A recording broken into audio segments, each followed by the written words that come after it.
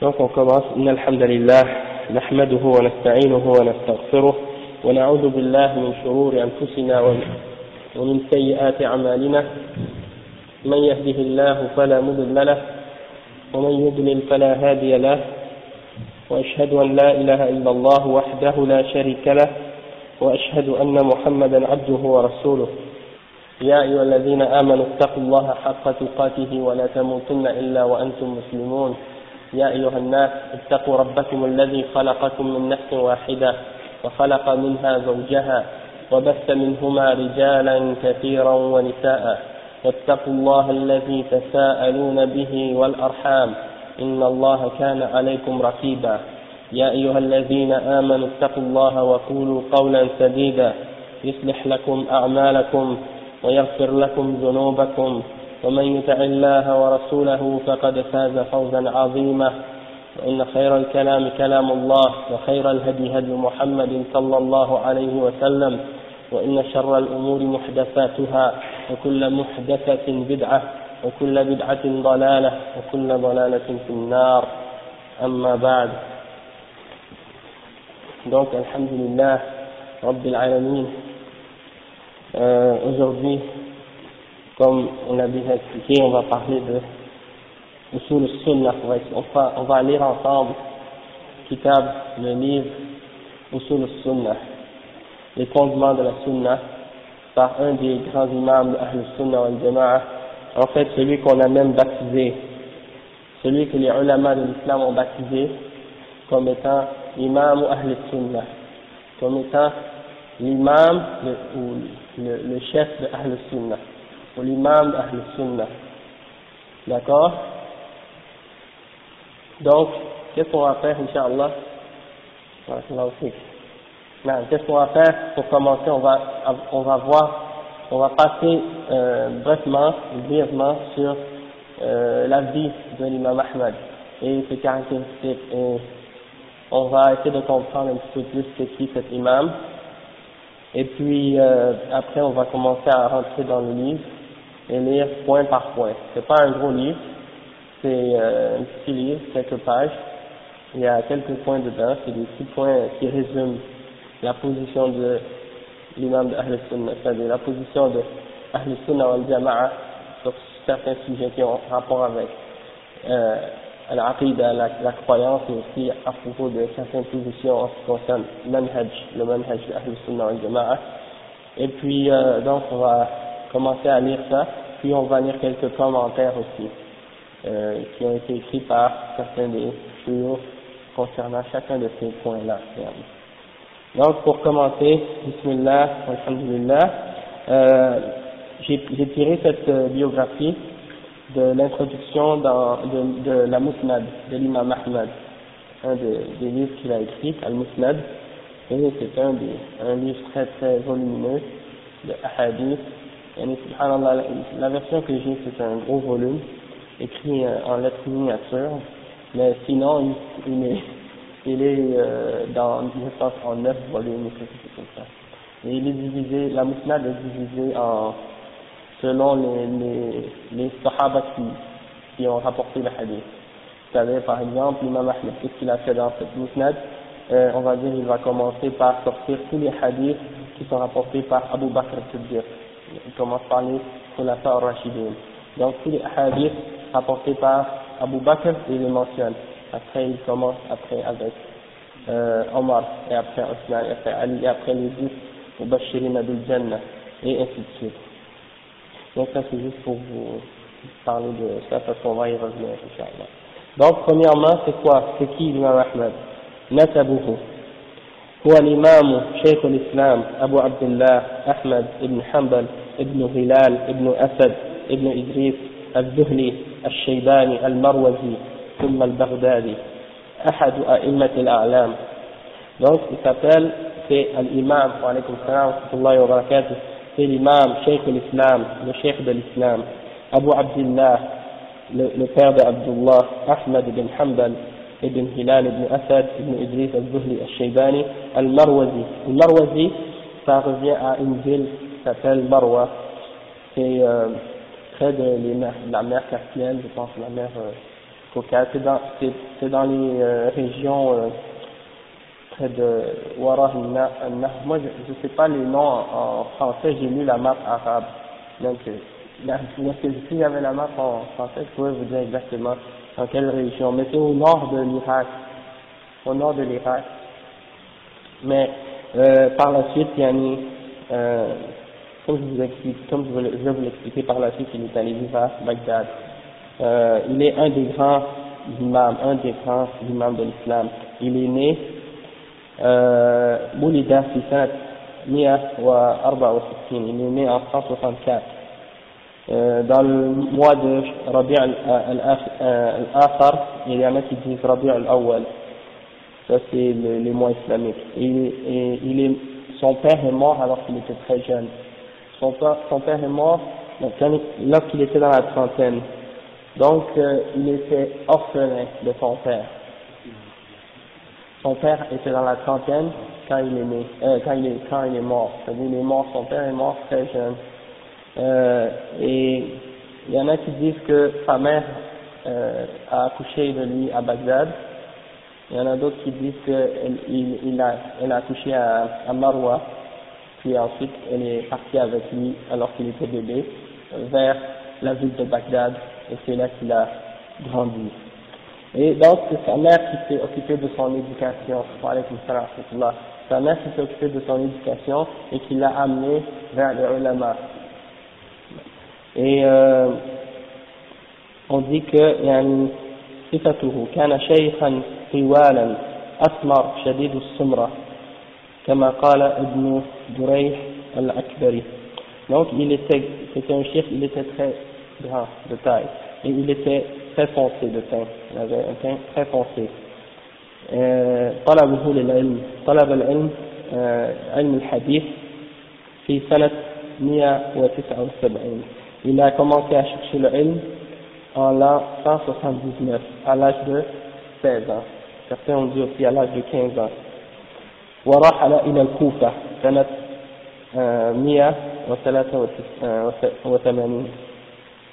En l'an 183, il est parti à Koufa. Il a quitté Bagdad, il est parti à Koufa. Après qu'il a terminé d'étudier avec un des grands ulama de Bagdad qui était Hushaym. Donc il a étudié à Bagdad, et quand son chef est mort, il est parti à Al-Koufa. Et par la suite, il est parti à Basra, et à partir de ça, il a commencé à faire le tour de tous les pays musulmans et les grandes villes de cette époque. Il a passé par Mecca, Medina, le Yémen, Al-Jazira. Al-Jazira, c'est la péninsule arabe, le côté ouest de la péninsule arabe, c'est-à-dire là où il y a la Mecque et la Médine, et Al-Sham, c'est-à-dire l'Italie, la région de la Palestine, la Syrie, et c'est donc il a visité tous ces endroits-là dans le but d'acquérir la science, dans le but d'étudier le hadith. D'accord? Shuyukhuhu, c'était qui ces professeurs, c'est qui ces shuyukh? Il en a une quantité innombrable. On en nomme parmi les ulama qu'il a mentionné dans sa musnad, une quantité qui tourne autour de plus que 300 shuyukh.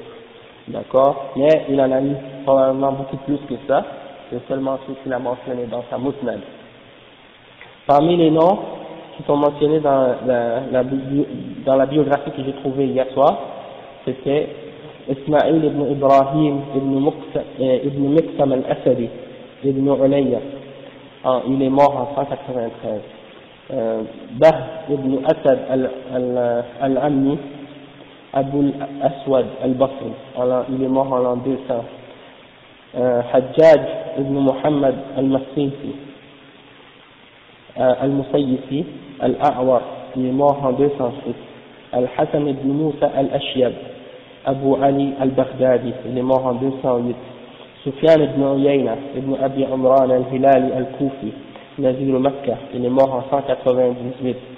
Abdurrahman ibn Mahdi ibn Hassan Abu Sa'id al-Basri al-Lu'lu'i, il est mort en 198. Abdul Razzaq ibn Hammam ibn Nafi' al-Humayri, Mawlahum Abu Bakr al-San'ani, il est mort en 211. Abdullah ibn Numayr al-Hamdani, Abu Hisham al-Koufi, il est mort en 199. Affan ibn Muslim ibn Abdullah al-Saffar, Abu Osman al-Basri, il est mort en 219. Mudaffar ibn Mudrak, Abu Kamil al-Baghdadi, il est mort en 207. Waqi' ibn Jarrah ibn Mulayh al-Ru'asi, Abu Sufyan al-Koufi, il est mort en 196. Yahya ibn Sa'id ibn Furukh al-Qattan al-Tamimi, Abu Sa'id al-Basri al-Ahwal, il est mort en 198. Oui, il les a tous rencontrés. Non, il est né en 164. Oui, pardon, il est né en 164. Il est mort en 241. Non, alhamdoulilah. Donc, c'est pour vous dire que ça, c'est du nom de ces chouyours-là. Peut-être que la plupart d'entre vous, vous n'avez jamais entendu leur nom. Alors que pourtant, c'est des montagnes de science. C'est des imams dans l'islam. C'est des imams plus grands même que ces gens-là. Plus grands même que l'imam Ahmad, la plupart d'entre eux. Donc, c'est pour ça que je vous dis, quand je vous dis tout à l'heure, quand vous dites les 4 imams, comme on dit l'imam Malik, Abu Hanifa, Al-Shafi'i et Ahmad ibn Hanbal, c'est ceux qui sont les plus connus pour les gens qui connaissent pas, qui connaissent pas bien les ulama et l'histoire des ulama. Mais par contre, pour les ulama de hadith qui connaissent les biographies de ces gens-là, on peut passer des jours à parler de chacun d'entre eux pour expliquer tout qu'est-ce qu'ils étaient dans la vie. D'accord? Donc là, on veut juste parler mentionner leur nom seulement pour l'instant. Mais là, je vais vous donner maintenant les noms de certains des élèves de l'imam Ahmad, et je pense que dans cela, vous allez en connaître plusieurs, et ça va vous donner un peu une idée du niveau de qui était l'imam Ahmad en regardant le niveau de ses élèves. Parmi les élèves de l'imam Ahmad, on compte l'imam al-Bukhari, Muhammad ibn Ismail al-Bukhari. C'était un de ses plus grands élèves. Donc, si vous connaissez l'imam al-Bukhari, celui qui a écrit Al-Jam' al-Sahih, donc vous savez que l'imam Ahmad était un des grands imams de l'islam. Un autre de ses élèves, l'imam Muslim ibn al-Hajjaj, c'est un autre des élèves de l'imam Ahmad. Abu Daoud, celui qui a rapporté le Sunan, Abu Daoud, c'était un des élèves aussi de l'imam Ahmad ibn Hanbal. Ibrahim ibn Ishaq al-Harbi, celui-là peut-être que vous ne le connaissez pas, mais c'est aussi un des grands imams de l'islam. Un autre qui s'appelait Abu Bakr ibn Ahmad ibn Muhammad ibn Hani al-Asram al-Ta'i, lui aussi un des grands imams de l'islam. Le fils de l'imam Ahmad, Abdullah ibn Ahmad ibn Hanbal, un aussi qui était parmi les grands savants de l'islam. Al-Bazzar, qui a aussi un livre de hadith très célèbre, un des grands imams de la Sunna. Abu Zur'a al-Dimashqi, Abu Zur'a al-Razi, deux grands imams de l'islam. Ali ibn al-Madini, subhanallah, c'est des noms là qu'on mentionne, subhanallah. Il y en a qui pourraient vous en parler déjà juste à parler de ces savants-là, Ali ibn al-Madini. C'est ceux qui ont protégé, qui ont gardé pour nous l'islam. Sans ces hommes-là, Allahu A'lam, yani. Subhanallah, c'est des montagnes de science. Othman ibn Sa'id al-Darimi, celui qui a écrit Ar-Rad al-Bishr al-Murrisi. C'est un livre qui réfute les idées de Bishr al-Murrisi, qui était un des têtes des Jahmiyyah. Abu Hatim al-Razi. Donc tout ça, c'est quelques-uns d'entre les élèves de l'imam Ahmad, seulement quelques-uns. C'est juste pour vous donner certains noms qui sont plus connus, alors qu'il en avait beaucoup d'autres. Parmi ces élèves, et parmi ces élèves, il y en avait qui étaient des gens de même âge que lui. Et parmi ces élèves, il y en a qui étaient même de ses chouyours. Et parmi ces chouyours, il y en a qui ont appris de lui, de l'imam Ahmad. Il a même enseigné à certains de ses chouyours. les shuyukh ont pris des hadiths de lui. Donc en même temps qu'il était leur élève, en même temps il était leur shuyukh, leur chef. Comme par exemple l'imam Shafi'i, c'était un des shuyukh de l'imam Ahmed. Mais en même temps l'imam Shafi'i a appris beaucoup des hadiths de l'imam Ahmed. Et vous allez voir un peu plus là-dessus tout à l'heure, Inch'Allah, je vais vous mentionner des exemples. Hifduhu, la mémorisation de la mémoire de l'imam Ahmed. قال عبد الله بن أحمد le fils de l'imam Ahmed قال لي أبو زرعة أبوك يحفظ ألف حديث فقيل له ما يدرك فقال ذاكرته فأخذت عليه الأبواب. Donc le fils de l'imam Ahmed, Abdullah, il a dit que Abu Zur'a, un des élèves de l'imam Ahmed, lui a dit ton père mémorise 1 million de hadiths. Alors quelqu'un a dit, et qui t'a dit ça, comment tu sais ça? Et là il a dit, je l'ai aidé à reviser ses hadiths, c'est-à-dire à mémoriser, à reviser ça, à faire ça 1 million, alf hadiths. Non, 1000 fois 1000. Non, mais c'est peut-être pas 1 million, 100 000 hadiths, ouais, alf hadiths. 1000 fois 1000. Donc, 100 000 hadiths. Et il dit, je l'ai aidé à reviser ses hadiths qu'il avait mémorisés, et puis j'ai pris de lui tous les chapitres des différentes questions de hadith. Et il y a une explication de ça par l'imam al-Zahabi. L'imam al-Zahabi a dit dans Siyar A'lam al-Nubala, c'est Siyar A'lam al-Nubala, écrit par l'imam al-Zahabi, c'est environ 25 volumes. Et c'est des biographies des savants de l'islam, en commençant depuis les Sahaba jusqu'à l'époque de l'imam al-Zahabi. Et dans son livre, donc il mentionne la vie et beaucoup de choses au sujet des grands savants de l'islam.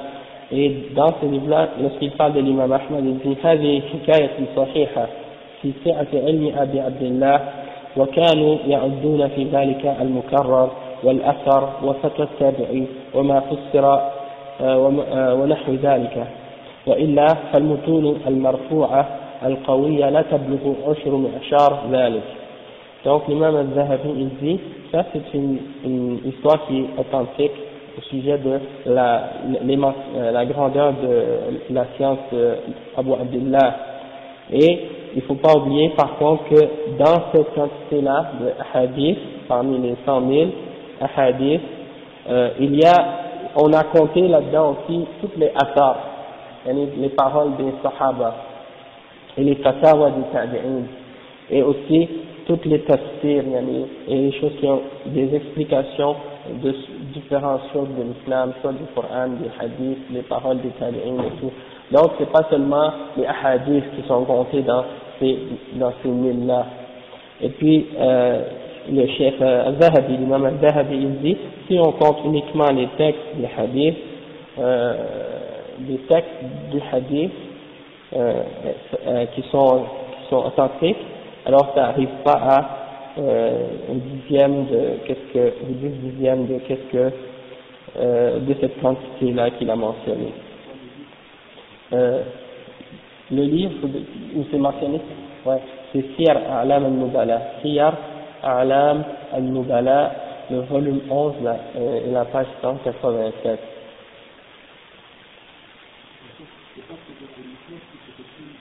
Et ça comprend pas seulement la musnad, ça comprend tout ce que l'imam Ahmed avait mémorisé.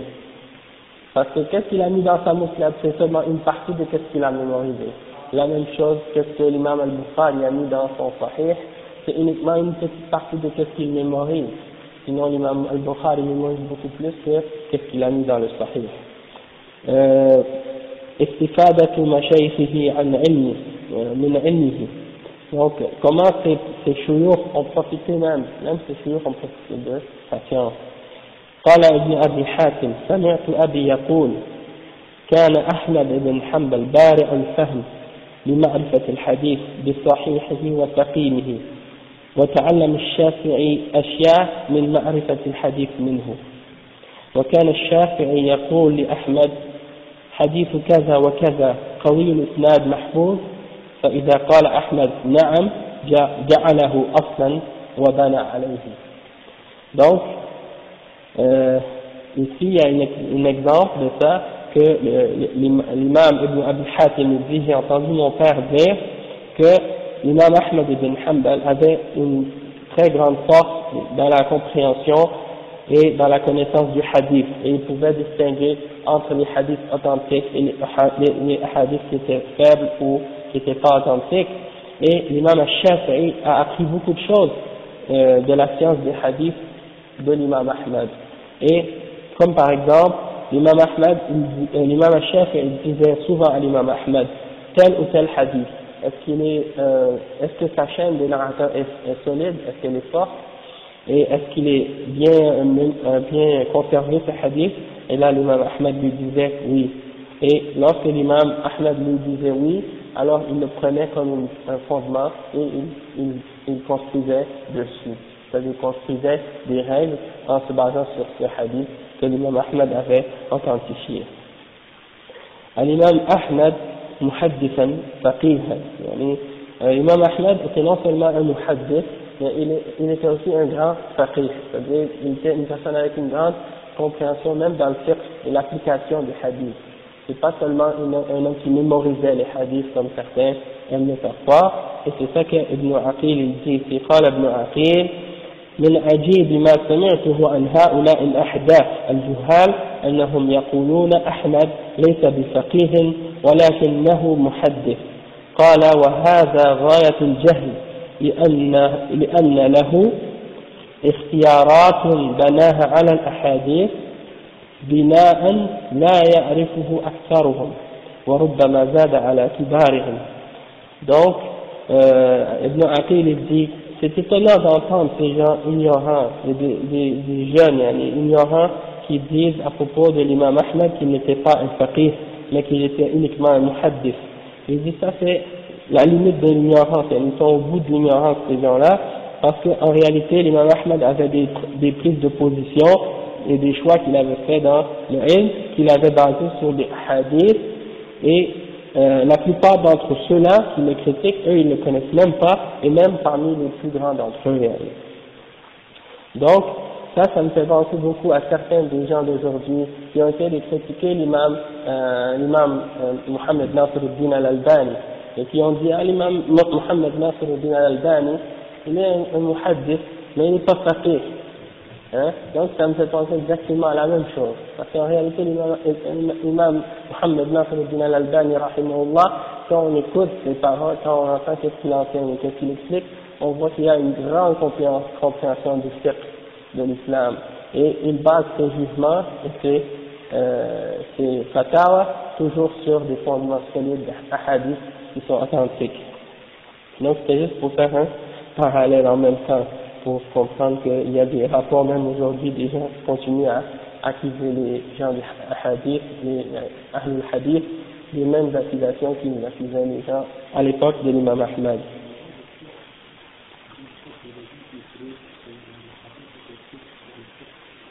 Les fuqaha,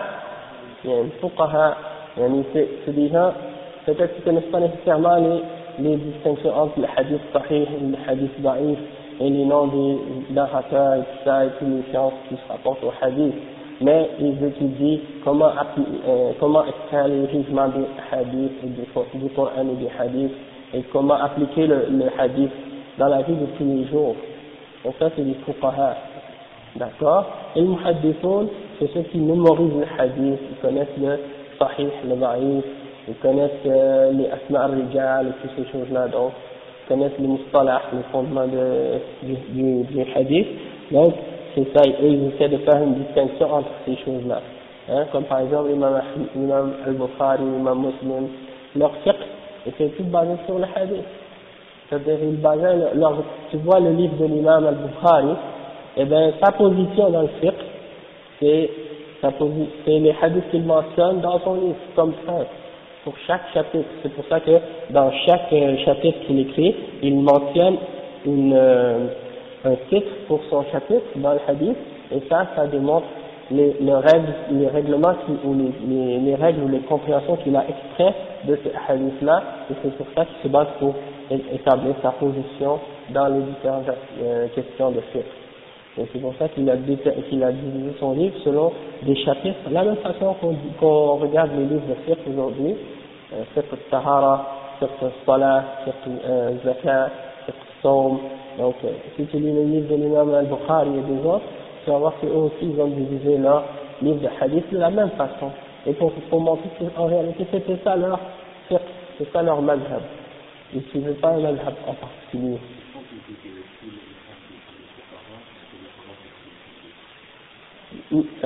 Non, pas nécessairement, d'après moi, wallahu a'lam, parce qu'il y a des muhaddithines qui ne sont pas les fuqaha. Ils sont juste mémoriser les hadiths.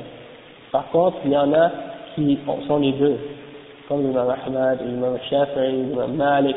L'imam Malik, il avait al-Muwatta, c'est un des a'imma, c'est un des imams de Ahlul Hadith, l'imam Malik.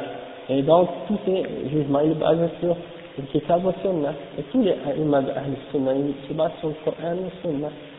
Donc c'est ça, mais en ce qui concerne, est-ce que tu peux dire que tous les muhaddithines sont des fuqaha et tous les fuqaha sont... Moi j'ai pas... Non, mais si c'est seulement un chef qui mémorise les hadiths mais qui comprend pas, qui ne peut pas les appliquer ou qui ne peut pas faire un jugement, qui dit que c'est... Wallahu a'lam. Non, tu vas dire... Wallahu a'lam. Tu peux dire qu'il est un chef dans le hadith. Dans le hadith. Mais tu vas dire, bon, il n'est pas un cheikh dans le fiqh. C'est comme ça? Wallahu a'lam. Ouais, c'est ça. Exactement. C'est déjà, salam alaikum. Déjà, ils mémorisent le Coran, ils ne connaissent rien du tafsir, ils ne connaissent pas les règles de fiqh, rien comment l'appliquer. Peut-être tu peux comparer ça avec ça. Mais sinon, on peut vérifier, on peut retourner au livre. Il y a un livre à la maison qui explique ça. Peut-être que la semaine prochaine, Inch'Allah, la semaine prochaine, je vais venir avec une réponse plus claire là-dessus, Inch'Allah. Qu'est-ce que je voulais dire après? Non. Donc ça, c'est les paroles de l'imam Ibn Aqil. Après, il dit, mawqifuhu min ashab al-ahwa.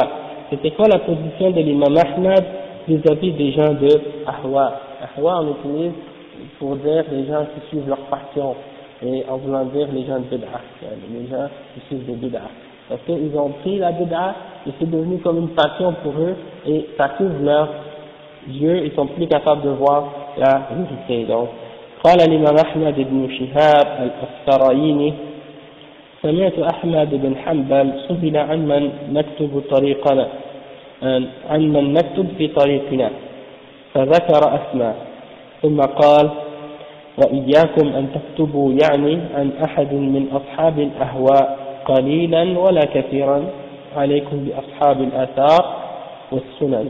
Donc Imam Ahmad, quelqu'un lui a demandé, c'est Ahmad ibn Shihab al-Asfarayini, il dit, j'ai entendu l'imam Ahmad alors qu'on lui a demandé de qui on doit écrire les hadiths sur notre chemin, ou sur notre voie. Et là, l'imam Ahmad, il a mentionné certains noms de qui il pouvait prendre de ilm ou de hadith.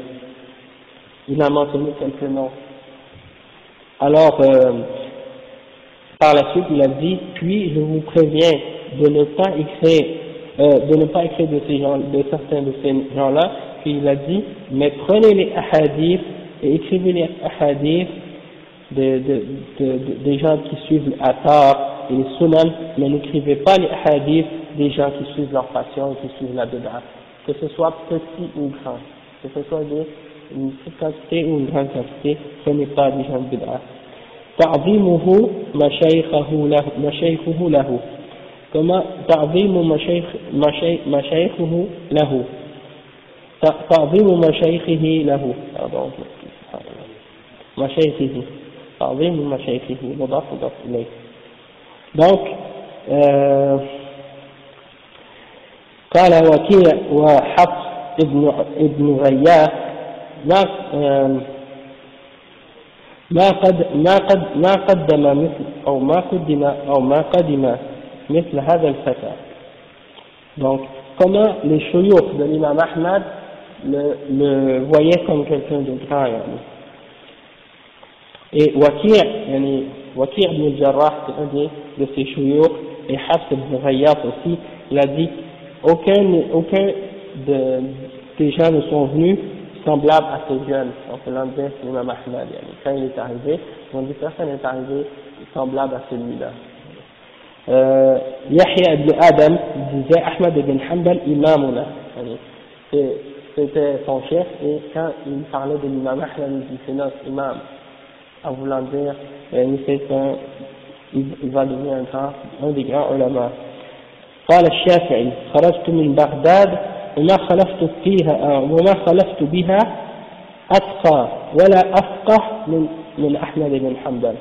Donc l'imam Shafi'i il a dit je suis sorti de Bagdad, j'ai quitté Bagdad, je n'ai laissé personne dedans plus pieux et plus fort dans la compréhension plus afqah, plus fort dans le fiqh que l'imam Ahmad ibn Hanbal. قال أحمد قال الشافعي يا أبا عبد الله إذا صح عندكم الحديث قال الشافعي قال أحمد قال الشافعي يا أبا عبد الله إذا صح عندكم الحديث فأخبرونا حتى نرجع إليه أنتم أعلم بالأخبار منا.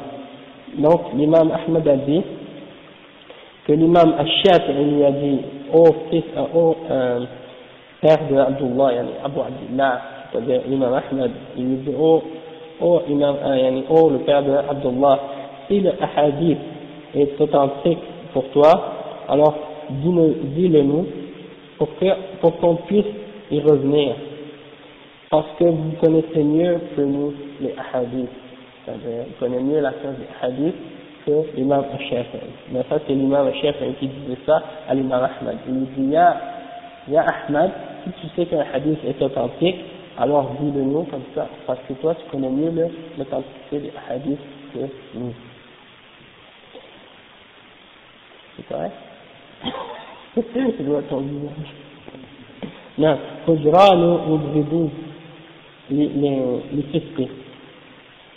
C'est-à-dire les gens qui le détestent, eh ben vous allez voir des exemples de ce qui arrivait aux gens qui détestaient l'imam Ahmad.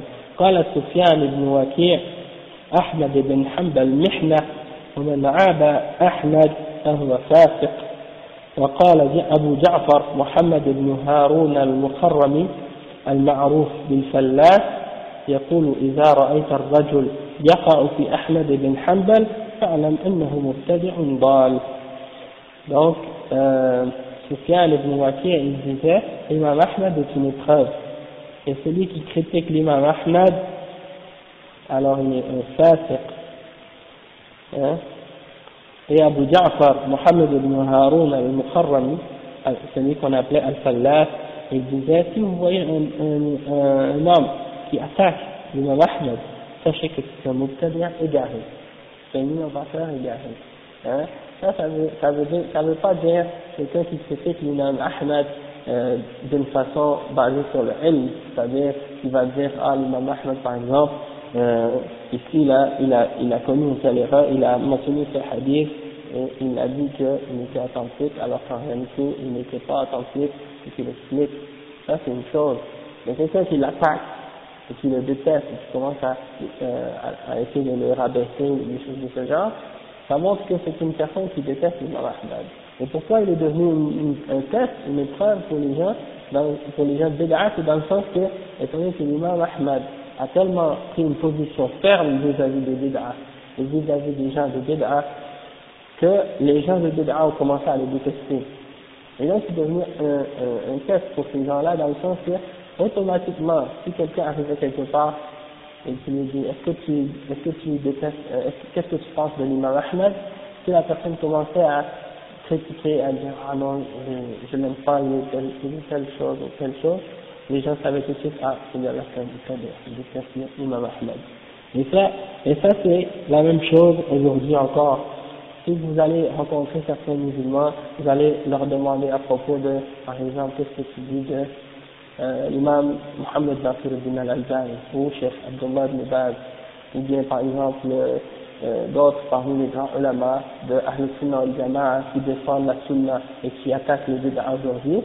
La première chose qu'ils vont vous dire, ah, je l'aime pas celui-là. Celui qui dit, qu'est-ce que tu penses de Ibn Taymiyyah? Et tu dis, ah non, ça c'est des gens, je les déteste, ou des choses de ce genre. Et si tu lui demandes, qu'est-ce que tu penses de Imam Muhammad ibn Abdul Wahhab? Et là il va te dire, ah non, ça c'est des gens déviés ou égarés, ou des choses de ce genre. Donc tout de suite, tu vois par sa position, tu sais tout de suite que c'est une personne qui est sur quelque chose de bid'a. Pourquoi?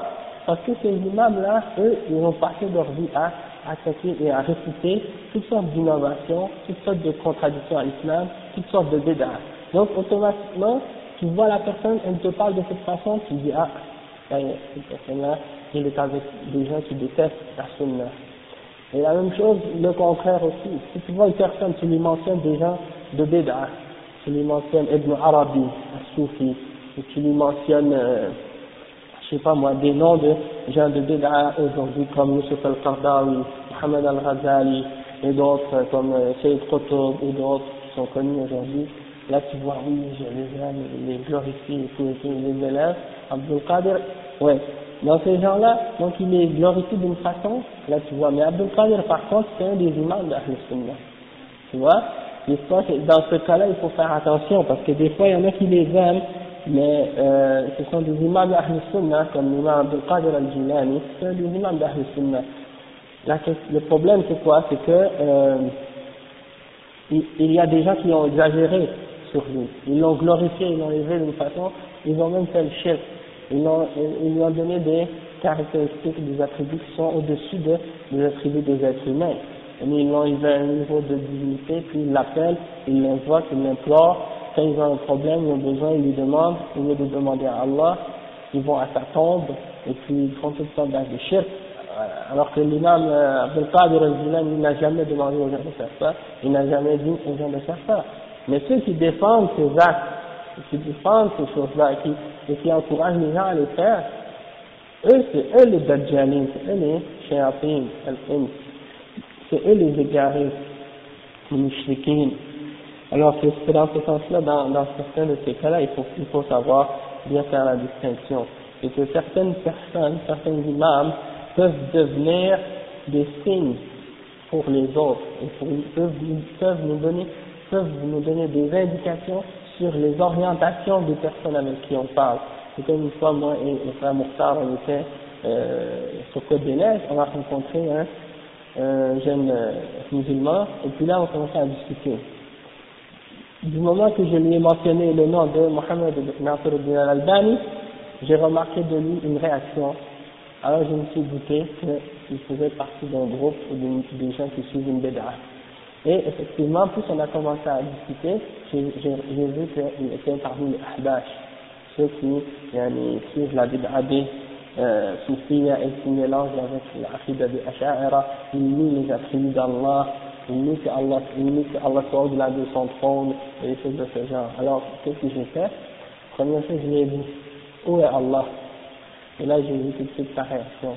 Là, il a dit, ah, astaghfirullah. Comment tu peux poser une question comme ça? J'ai dit, pourquoi je ne poserais pas une question que le prophète Mohammed sallallahu alayhi wa sallam lui-même a posée? Il a posé ça à la jeune fille esclave, il lui a demandé où est Allah, elle a montré son doigt, elle a dit c'est sa mère. Donc il est au-delà des cieux. Après, il a dit et qui suis-je? Et elle a dit c'est Rasulullah, c'est le messager d'Allah. Donc c'est une question qu'on a le droit de poser. Et lui, il s'est fâché, donc tout de suite, j'ai su que c'était un mubtadi', que c'était une personne qui suit une bid'a, et qui est dans le groupe des ahbash.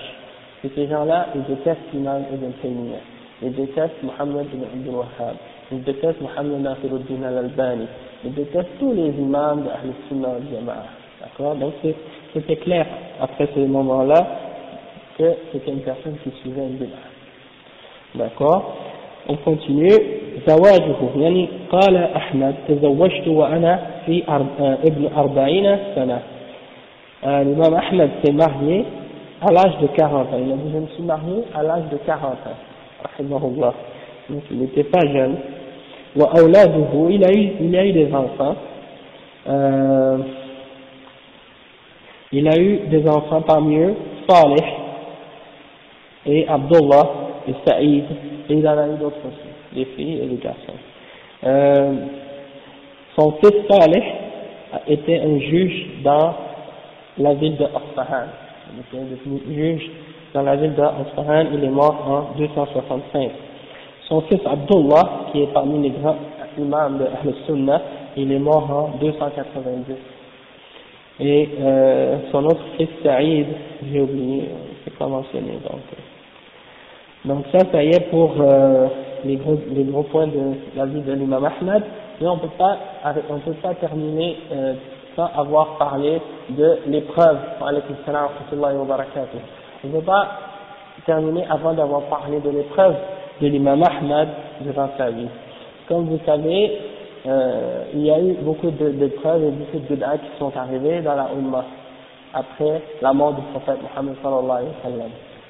Parmi les premières bid'ah qui sont apparues, il y a eu la bid'ah des Khawarij.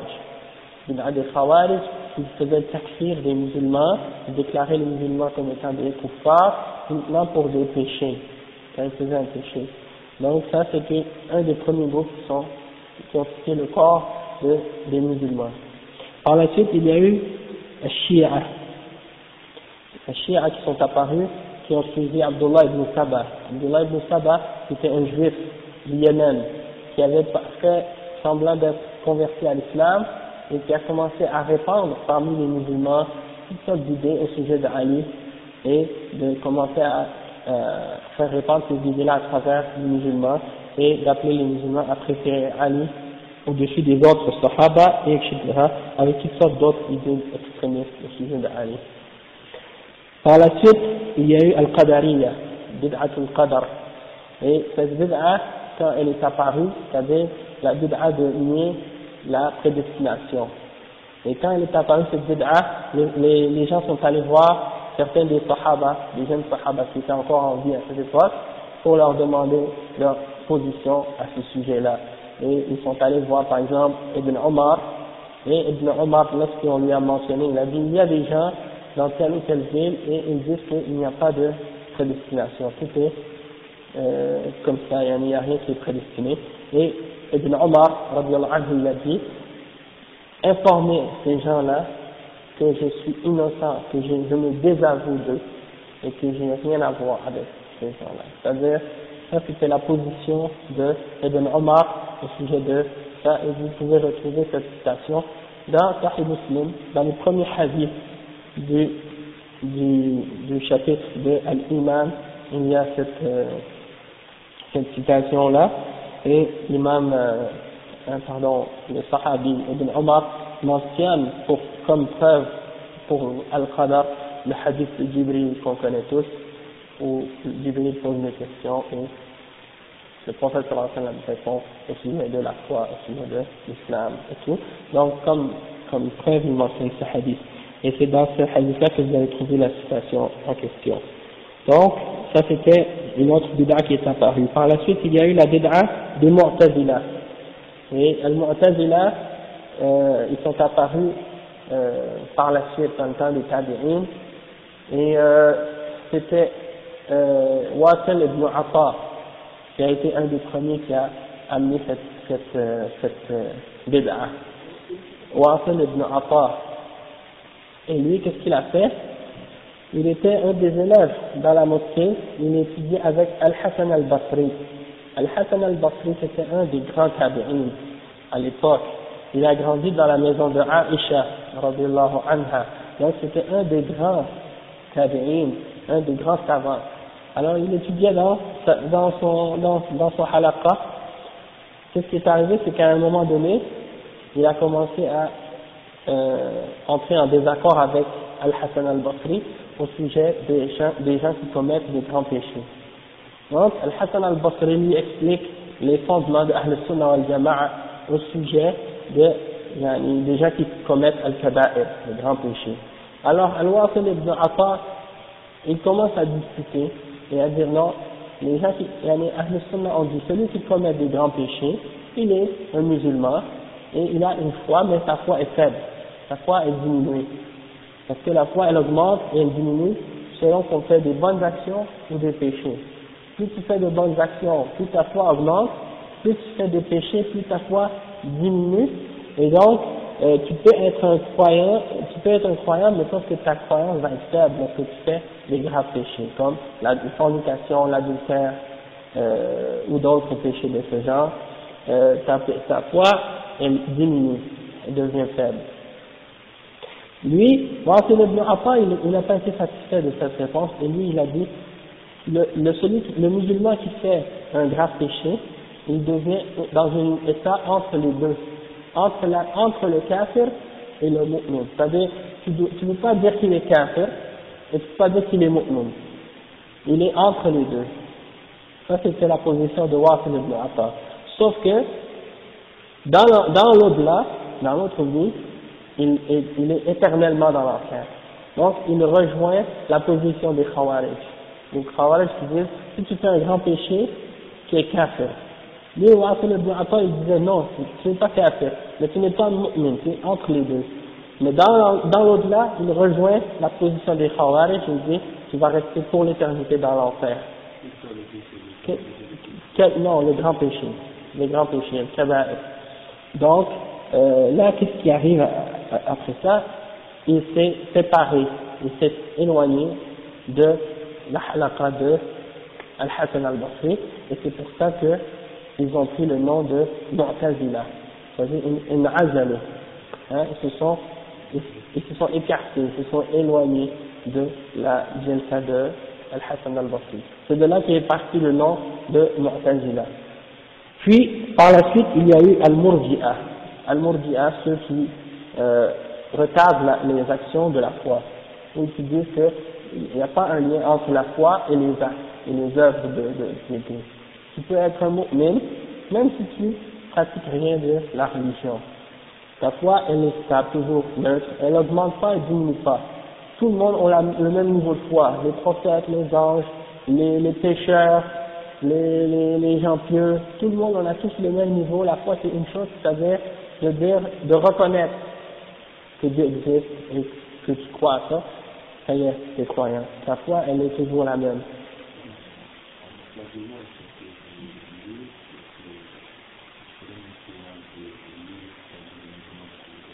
Ouais, ça c'est venu à, c'est ça. C'était venu, ça c'est la question du Mu'tazila, ça c'est venu après, c'est que la base du Mu'tazila, c'était cette idée qu'il y a un manzila bayna al-manzilatayn, il y a un niveau entre les deux. Mais par la suite, après le Murji'a, il y a eu les Jahmiya, et c'est al-Jahmiya, c'était ceux qui reniaient les attributs divins et les noms d'Allah. Donc eux, ils affirmaient qu'il y avait seulement une existence, un Dieu sans aucun attribut, sans aucun nom, sans aucun attribut, une existence abstraite qu'on ne peut pas décrire et on dit que c'est ce Dieu-là qui existe, mais on ne peut pas savoir comment il est, qu'est-ce qu'il est, peu importe, et qu'est-ce qui est écrit dans le Coran au sujet d'Allah, on n'en prend pas compte, ça compte pas. Donc ces gens-là, ils ont été déclarés kuffar par tous les imams, c'est-à-dire les Jahmiya. Ils ont été déclarés kuffar par tous les imams de l'islam. Mais c'est que lorsqu'il y a eu à un certain moment donné, il y a un khalifa qui a pris le pouvoir, qui s'appelle Al-Ma'moun ibn Haroun al-Rashid. Al-Ma'moun, fils de Haroun al-Rashid. Et lui, son règne, c'était de 198 à 218. Durant son règne, oui, à Bagdad. Lui, Al-Ma'moun, il était passionné des sciences anciennes. Tout ce qui avait rapport avec les philosophies grecques, avec les philosophies indiennes, les philosophies des autres peuples du passé, lui, ça le passionnait, ces choses-là. Alors, qu'est-ce qu'il a fait? Il a demandé à des traducteurs de prendre tous les livres qu'il pouvait trouver sur ces sujets-là, que ça se rapporte à la philosophie ou à la science ou d'autres domaines, et de les traduire en arabe.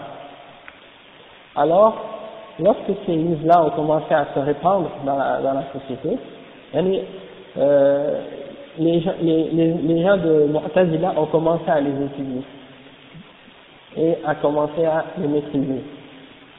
Et ils ont utilisé ça comme moyen pour se rapprocher du khalifa, pour se rapprocher de Al-Ma'moun. Parce qu'étant donné qu'ils savaient que Al-Ma'moun était passionné de ces livres, de ces sciences-là, alors ils savaient qu'en utilisant ces choses-là, ils allaient être capables de se rapprocher de plus en plus du khalifa.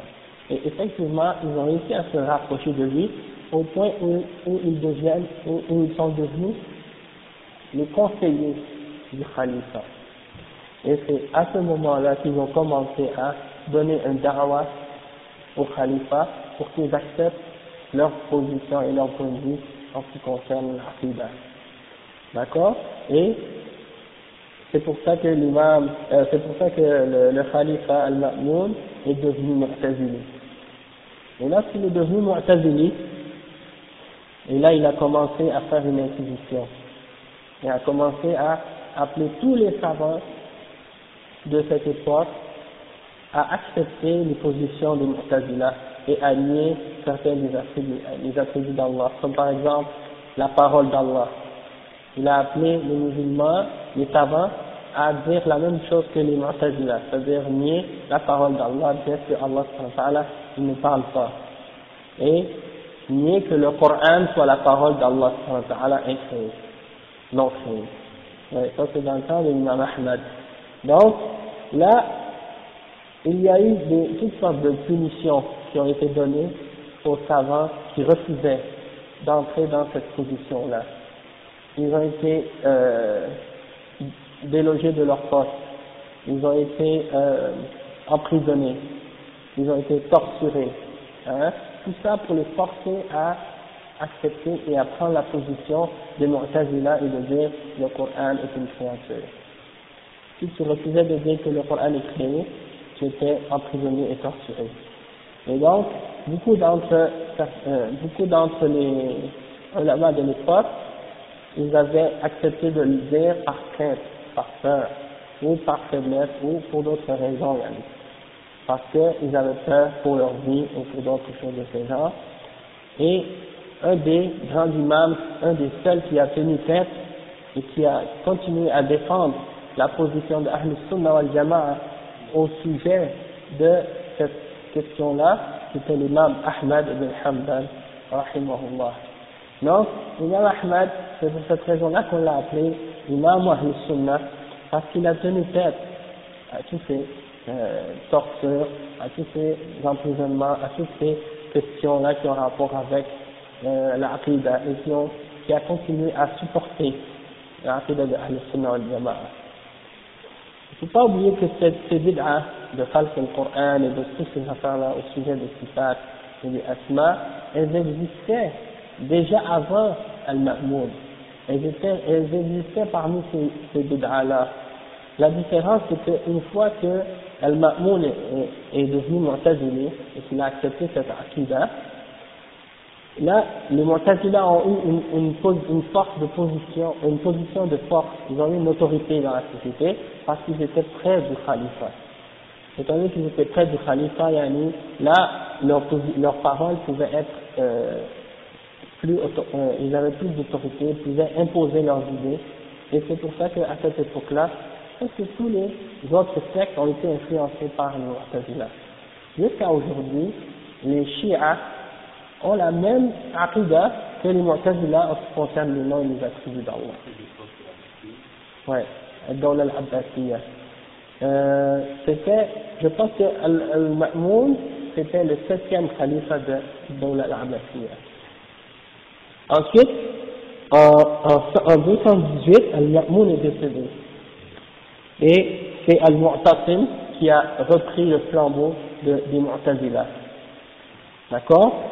Et Al-Mu'tasim, il a régné de 218 à 227. Al-Mu'tasim. al-Mu'tasim billah, il a continué le règne et il a continué à porter le flambeau des Mu'tazila de 218 à 227. Il a continué la torture sur l'imam Ahmad et toutes ces choses-là.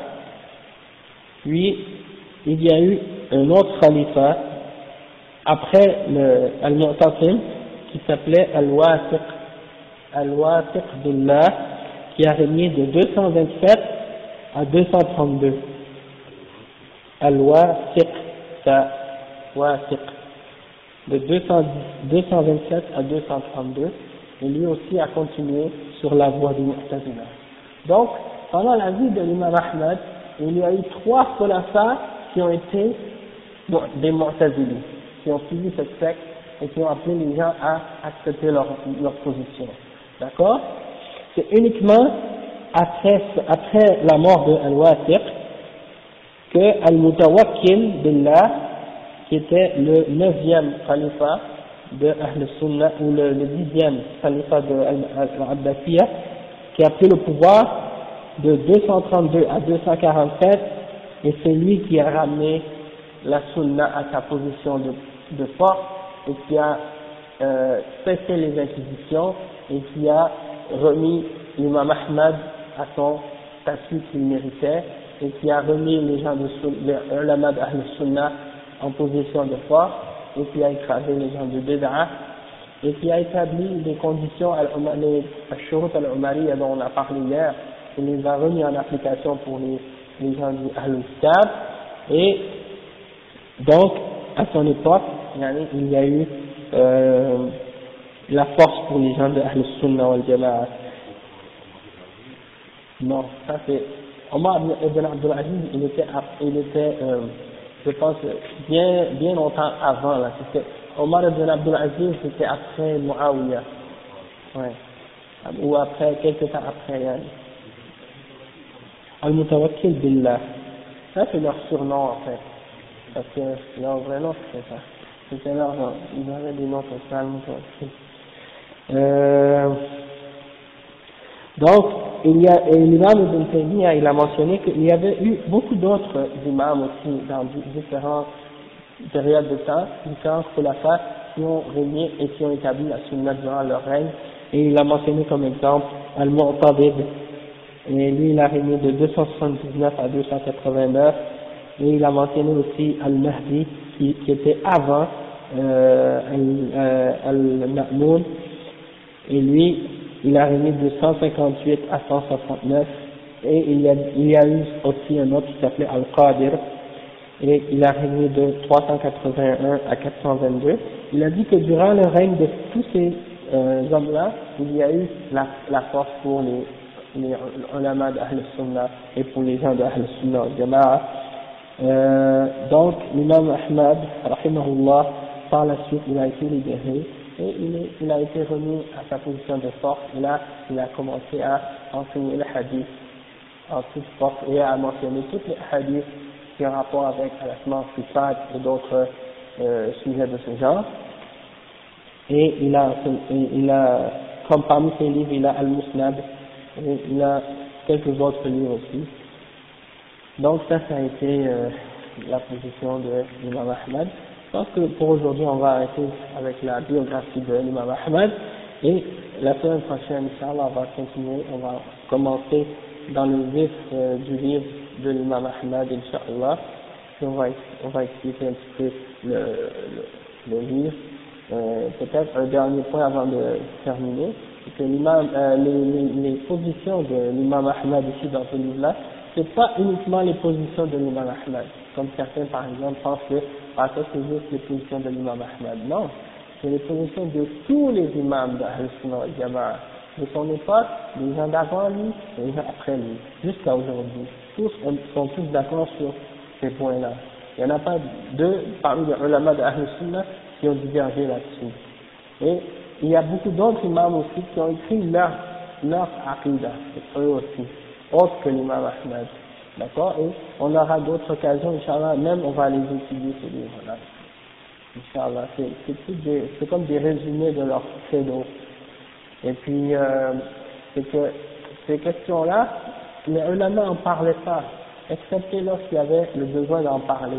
C'est-à-dire, avant que ces bid'as-là apparaissent, les ulama ne parlaient pas de ces sujets-là, ils n'écrivaient pas des livres sur ces sujets-là.